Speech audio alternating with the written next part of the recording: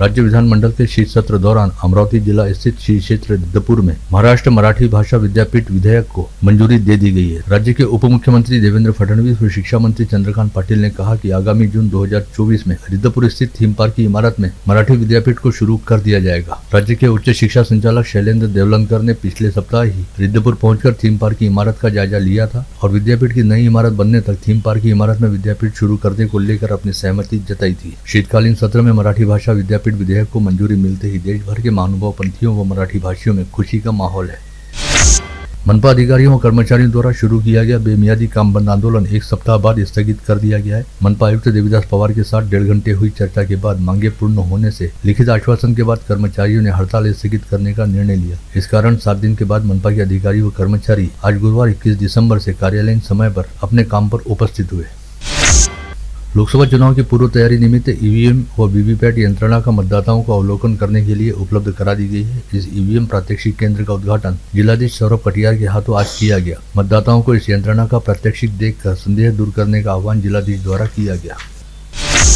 स्थानीय जिलाधीश कार्यालय के नियोजन भवन में सरकार आपके द्वार उपक्रम हेतु जिला स्तरीय समीक्षा बैठक बुलाई गई थी, जिसमें अपने विचार व्यक्त करते हुए जिलाधीश सौरभ कटियार ने कहा कि सरकारी योजनाओं को गतिमान करने हेतु यह अभियान चलाया जा रहा है और समाज के अंतिम घटक तक सरकारी योजनाओं का लाभ पहुंचकर उन्हें सहायता हो, यह इस उपक्रम का उद्देश्य है। ऐसे में सभी प्रशासकीय विभागों ने आपसी समन्वय साधते हुए जिला स्तर पर सरकार आपके द्वार उपक्रम को सफल करने हेतु प्रयास करना चाहिए। इस समय पूरा विदर्भ क्षेत्र शीतलहर से कांप रहा है। अमरावती से लेकर बुल्ढाना और गोंदिया से लेकर आमगांव तक न्यूनतम तापमान 10 से 11 डिग्री तक लुढ़क गया है। अगले सप्ताह भी यही स्थिति रहने की संभावना मौसम विज्ञानियों द्वारा जताई गई है। बुधवार को 8.7 डिग्री सेल्सियस के साथ यवतमाल में तापमान सबसे सर्द रहा।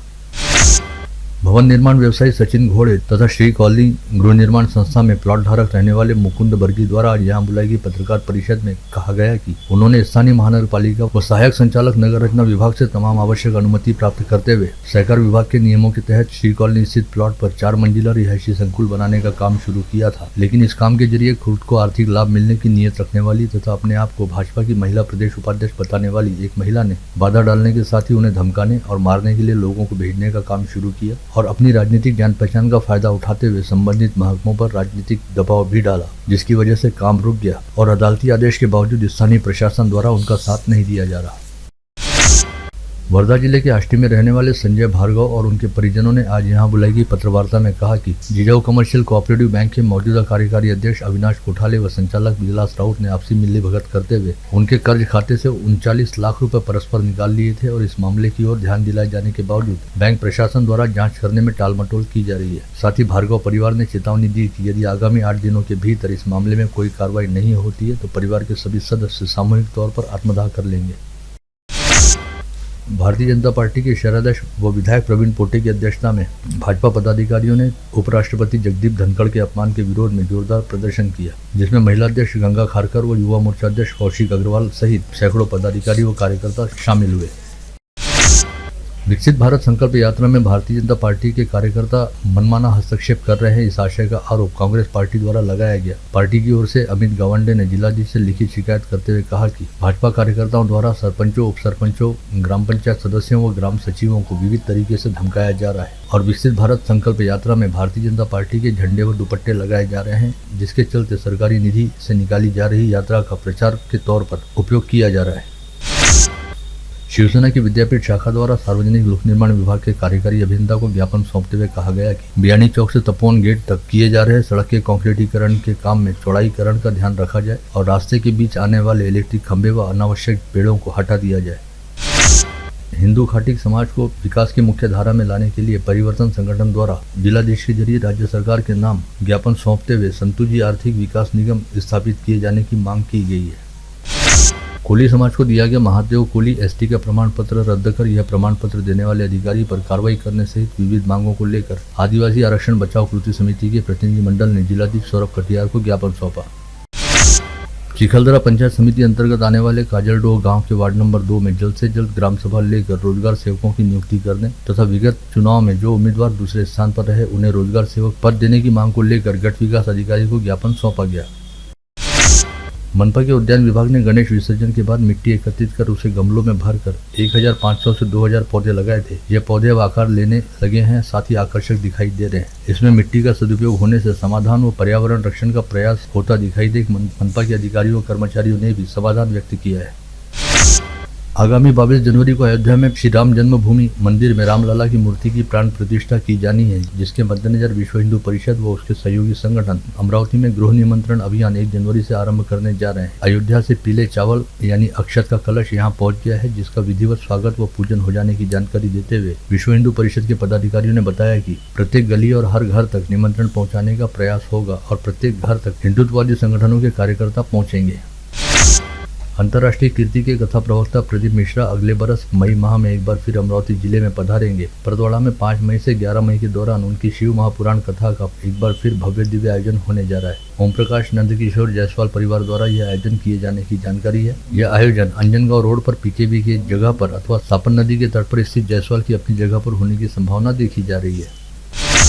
स्वच्छता और शिक्षा का महत्व बताने वाले कर्मियों की संत गाड़गे बाबा की पुण्यतिथि पर उनकी स्मृतियों को नमन करने गाड़गे नगर स्थित गाड़गे बाबा समाधि मंदिर में संत गाड़गे बाबा के अनुयायी उमड़े। चूंकि संत गाड़गे बाबा ने रात 12:20 पर इहलोक को त्यागा था, अतः इस कड़ाके की ठंड के बावजूद उन्हें अभिवादन करने बड़ी संख्या में अनुयायी पहुंचे, जिनमें महिलाओं और युवतियों का समावेश था।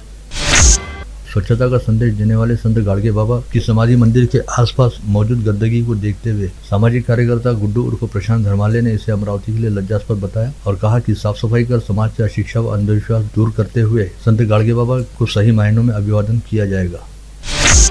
समीपस्थ बानखेड़ा रोड स्थित हनुमान गढ़ी में आयोजित शिव महापुराण कथा का समापन 20 दिसंबर को यानी संत गाड़गे बाबा की पुण्यतिथि पर था। ऐसे में इस संयोग को साधते हुए राजनंदिनी फाउंडेशन की क्षमता ठाकुर ने हनुमान गढ़ी कथा स्थल पर स्वच्छता करते हुए संत गाड़गे बाबा को श्रद्धांजलि अर्पित की। साथ ही साफ सफाई का काम करने वाले सभी स्वच्छता दूतों के प्रति आभार भी ज्ञापित किया। वज्जर स्थित अंबादास पंत वैद्य मतिमंद मूक बधिर बाल गृह में 118 अधिकारियों ने भेंट देकर अभ्यास दौरा किया। यह सभी अधिकारी वनामती नागपुर वसंतराव नाइक राज्य कृषि विस्तार व्यवस्थापन प्रशिक्षण संस्था से आए थे। इन प्रशिक्षणार्थी अधिकारियों ने एमपीएससी की परीक्षा उत्तीर्ण की है और वर्ष 2021 की बैच के इन अधिकारियों का फिलहाल प्रशिक्षण काल चल रहा है, जिनमें 36 युवती अधिकारियों का भी समावेश है। वज्जर बाल गृह में पहुंचे इन अधिकारियों का शंकर बाबा पापलकर ने गर्मजोशी के साथ स्वागत किया। आगामी 31 दिसंबर को नववर्ष की पूर्व संध्या पर किए जाने वाले जल्लोष और नववर्ष का स्वागत करने हेतु आयोजित की जाने वाली पार्टियों को ध्यान में रखते हुए शहर पुलिस ने अभी से ही 31 दिसंबर की शाम से लेकर पूरी रात भर शहर में अच्छा खासा बंदोबस्त तैनात करने का नियोजन कर लिया है। जिसके लिए शहर पुलिस आयुक्त नवीन चंद्र रेड्डी ने आज अपने कक्ष में अपने अधीनस्थ अधिकारियों सहित सभी थानेदारों की बैठक बुलाई, जिसमें तमाम आवश्यक दिशा निर्देश जारी किए गए। शहर पुलिस आयुक्त नवीन चंद्र रेड्डी ने गत वर्ष आज के ही दिन यानी 21 दिसंबर 2022 को अमरावती शहर के पुलिस आयुक्त के तौर पर अपना पदभार स्वीकारा था, जिसकी वर्ष पूर्ति होने पर शहर पुलिस उपायुक्त सागर पाटिल सहित सभी सहायक पुलिस आयुक्तों एवं शहर पुलिस के अंतर्गत आने वाले सभी अधिकारियों ने सीपी रेड्डी का आयुक्तालय स्थित उनके कक्ष में पुष्पगुच्छ देकर स्वागत किया। बीती रात सावरखेड़ पिंगलाई के पास एक तेज रफ्तार कार ने सामने चल रहे दुपहिया वाहन को पीछे से जोरदार टक्कर मारी। इस हादसे में 2 महिलाओं सहित 3 लोगों की मौत हो गई और एक व्यक्ति गंभीर रूप से घायल हो गया। मृतकों की शिनाख्त माया साबधरे, गौरव तायवाड़े व सुहासिनी तायवाड़े के तौर पर हुई है। इसमें से माया साबधरे अपने पति आशीष साबधरे के साथ दुपहिया वाहन पर सवार होकर अमरावती मोशी मार्ग से नियर पिंगलाई की ओर जा रही थी। वहीं पीछे से आ रही इंडिका कार में गौरव तायवाड़े और उसकी भाभी सुहासिनी तायवाड़े सवार थे। इस हादसे में दुपहिया चला रहे आशीष साबधरे को भी काफी गंभीर चोटें आई है। शहर पुलिस आयुक्त नवीन चंद्र रेड्डी द्वारा गठित सीआईयू के पथक ने बोलगांव थाना क्षेत्र अंतर्गत साउर गांव में गोपनीय सूचना के आधार पर कार्रवाई करते हुए गजानन माहोरे के घर पर छापा मारा और 14 लोगों को जुआ खेलते रंगे हाथ गिरफ्तार किया। विगत दिनों अमरावती शहर पुलिस आयुक्तालय की क्राइम ब्रांच के पथक ने मुंबई जाकर हथियारों की तस्करी करने वाले सैयद कमर हुसैन को अपनी हिरासत में लिया था, जिसे अपने साथ लेकर आज अपराध शाखा का दल मुंबई से अमरावती पहुंचा और अमरावती आते ही सैयद कमर हुसैन को स्थानीय अदालत में पेश किया गया, जहां से अदालत ने उसे 23 दिसंबर तक पुलिस कस्टडी रिमांड में रखने का आदेश दिया।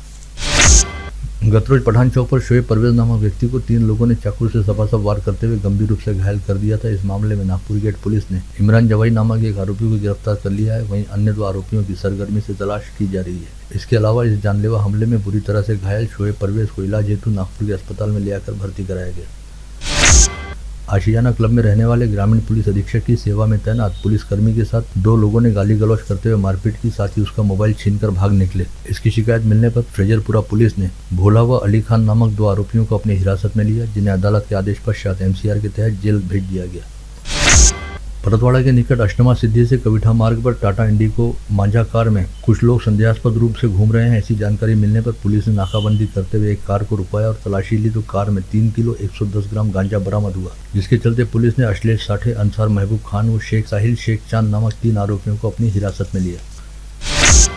विगत 24 घंटे के दौरान जिले में अलग अलग स्थानों से 3 नाबालिग लड़कियों को बहला फुसलाकर भगा लिए जाने की घटनाएं सामने आई, जिसमें से 2 मामले धारणी तथा 1 मामला परतवाड़ा क्षेत्र अंतर्गत उजागर हुआ है।